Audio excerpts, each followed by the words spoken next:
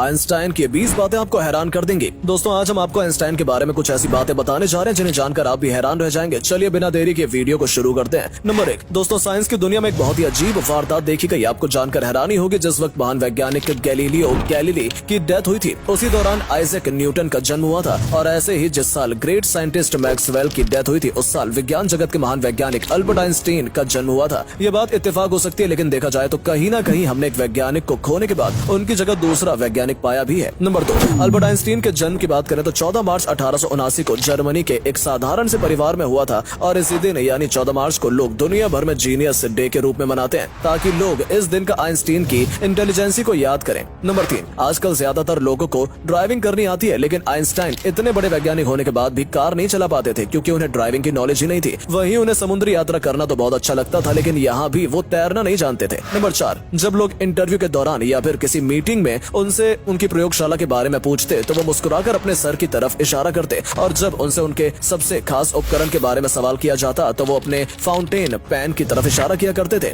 यानी कि जो उनकी प्रयोगशाला थी वो उनका दिमाग था, और जो उनका खास उपकरण था वो फाउंटेन पेन था। नंबर 5, भले ही आज इनके बनाए हुए फॉर्मूले रूल्स का लोग रट्टा मारते हो और उन्हें अपने दिमाग में बसा लेते हैं, लेकिन आइंस्टाइन की याद करने की शक्ति बहुत वीक थी। अगर आपने आइंस्टाइन के बारे में पढ़ा होगा तो आप जानते होंगे कि आइंस्टाइन चीजों को बहुत जल्दी भूल जाया करते थे। इन्हें तारीख, टेलीफोन नंबर ये तो याद ही नहीं रह पाता था। हैरान की बात तो ये थी कि उन्हें अपने टेलीफोन नंबर याद नहीं रहता था। एक बार की बात है, बता दें कि जब उनके साथी ने आइंस्टाइन से उनका टेलीफोन नंबर मांगा तो वो उसे अपनी डायरी में तलाश करने लगे। ये देख उनके साथी ने कहा कि आपको खुद का ही टेलीफोन नंबर याद नहीं है। इस पर आइंस्टाइन ने कहा कि जब ये मुझे डायरी में मिल जाता है तो भला मैं इसे याद क्यों रखूं। ऐसे ही एक बार जब आइंस्टाइन ट्रेन से सफर कर रहे थे, थोड़ी देर में टिकट कंडक्टर ट्रेन में आ गया और संकेत टिकट चेक करने के बाद वो आइंस्टाइन का भी टिकट देखने आया, लेकिन आइंस्टाइन ने जब देखा तो उनकी जेब में टिकट ही नहीं था। इसके बाद आइंस्टाइन ने अपना सूटकेस में देखा। कंडक्टर ने कहा कि अगर आपकी टिकट कहीं खो गई है तो कोई बात नहीं, आप रहने दें। इसके बाद ये आगे चला गया, दूसरे पैसेंजर की टिकट चेक करने लगा, लेकिन जब उसने थोड़ी देर बाद देखा तो आइंस्टाइन अब भी टिकट ढूंढ रहे थे। ये देखकर टिकट कंडक्टर ने कहा कि आप परेशान मत होइए, आपसे कोई टिकट नहीं मांगेगा। इस पर आइंस्टाइन ने कहा कि वो सब तो ठीक है, लेकिन मैं तो इसलिए ढूंढ रहा हूँ ताकि मुझे पता चले कि जाना कहाँ है। यानी आइंस्टाइन उस जगह को भी भूल गए थे जहाँ के लिए वो ट्रेन में बैठे थे। नंबर 6, आइंस्टाइन को जानवरों से बड़ा लगाव था। इनके पास एक बिल्ली थी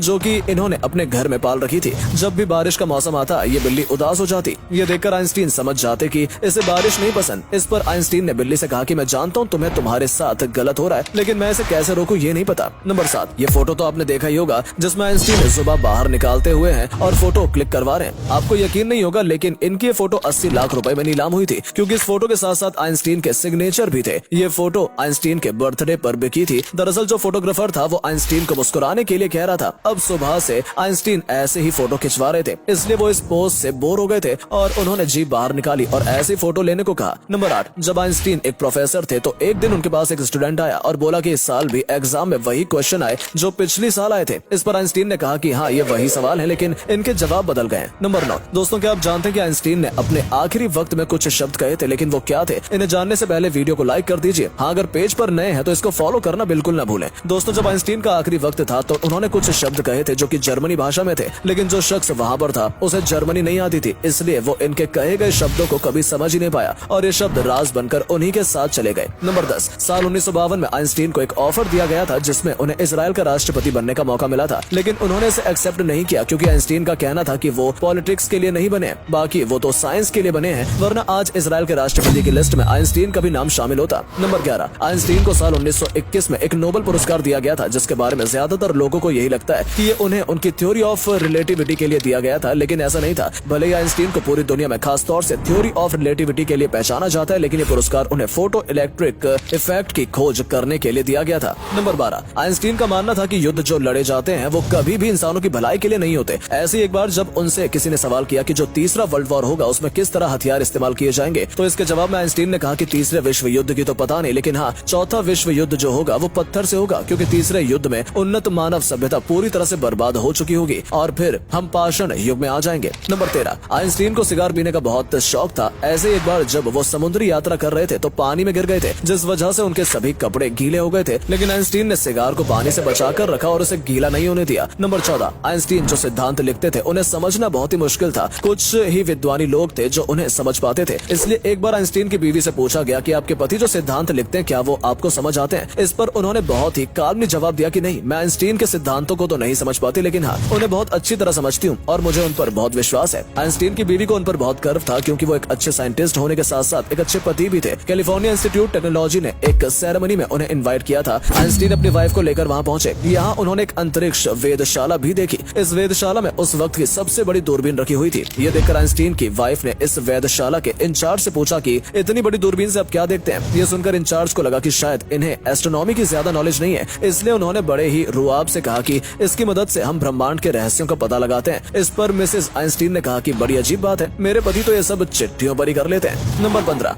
आपने एक बात गौर किया, आइंस्टीन ने हमेशा एक ही हेयर स्टाइल रखा था। वो कभी भी अपने बालों को न तो कटवाते थे और न ही कोई नया लुक देते थे। यहाँ तक कि आइंस्टीन तो बालों में कंघी भी नहीं करते थे। और आज यही आइंस्टीन का hairstyle genius hairstyle के नाम से पूरी दुनिया भर में जाना जाता है। नंबर 16, आइंस्टीन एक महान साइंटिस्ट थे, लेकिन वो भी एक साइंटिस्ट को बहुत पसंद करते थे। यानी उनके फेवरेट साइंटिस्ट का नाम था गैलीलियो गैलीली। वैसे आप किस साइंटिस्ट को सबसे ज्यादा पसंद करते हैं, कमेंट सेक्शन में बताना ना भूलें। नंबर 17, आइंस्टीन को सॉक्स पहनना बिल्कुल भी अच्छा नहीं लगता था क्योंकि उन्होंने एक कॉन्फ्रेंस के दौरान बताया था कि मैं बचपन में बहुत ज्यादा परेशान रहता था क्योंकि मेरी उंगली इतनी ज्यादा बड़ी थी कि सॉक्स से बाहर निकल जाती थी और इसी वजह से मेरे मोजे फट जाया करते थे। यही वजह थी कि मैंने मोजे पहनना ही छोड़ दिया। आइंस्टीन को अच्छे से तैयार होकर रहना भी अच्छा नहीं लगता था। फिर वो चाहे किसी परिवार वाले के सामने जाएं या फिर किसी और के सामने, उन्हें कोई फर्क नहीं पड़ता था कि लोग उनके बारे में क्या कहेंगे, क्या सोचेंगे। उन्हें जो अच्छा लगता था वो सिर्फ वही करते थे। नंबर 18, आज जिस ग्रेट साइंटिस्ट को हम अल्बर्ट आइंस्टीन के नाम से जानते हैं, असल में बचपन में इनका नाम ये नहीं रखा गया था, बल्कि इनके पेरेंट्स इनके दादा के नाम पर इनका नाम अब्राहिम रखा था। अब क्योंकि अब्राहिम यहूदियों के नाम से ज्यादा मेल खाता है, इसलिए फिर इनके नाम को बदलकर अल्बर्ट रख दिया गया। नंबर 19, आइंस्टीन की समझदारी को देखकर उनकी बीवी तो उनसे प्यार करती ही थी, साथ ही दूसरी महिलाएं भी उन्हें काफी पसंद थी। ऐसे में जब जर्मनी में थे वो, तो एक महिला से मिले जिसे वो एम कहकर बुलाया करते थे। एम भी आइंस्टीन के प्यार में डूब गई। कुछ समय बाद दोनों साथ रहे। उसके बाद आइंस्टीन लंदन चले गए। एम भी उनके पीछे पीछे लंदन आ गई और जब आइंस्टीन अमेरिका गए तो वो वहाँ भी उनके पीछे अमेरिका आ गई। सिर्फ एम ही नहीं बल्कि इनकी एक रूसी प्रेमिका भी थी जो कि इनके पीछे कई जगह पर गई थी। आप देख सकते हैं कि आइंस्टीन पर कितनी लड़कियां फिदा थी। नंबर 20, जब इनकी डेथ के करीब 20 साल बाद इनकी सौतेली बेटी ने इनके 1500 लेटर्स पब्लिश किए तो पता चला कि आइंस्टीन के 6 महिलाओं के साथ संबंध थे और ये सब आइंस्टीन की पॉपुलैरिटी और इंटेलिजेंसी की वजह से ही थी कि उन्हें लोगों से इतना प्यार मिला था। दोस्तों, वैसे आप इनमें से किस फैक्ट के बारे में पहले से जानते थे? कमेंट सेक्शन में जरूर बताएं। वीडियो को लाइक और शेयर कर पेज को फॉलो भी कर लें। धन्यवाद।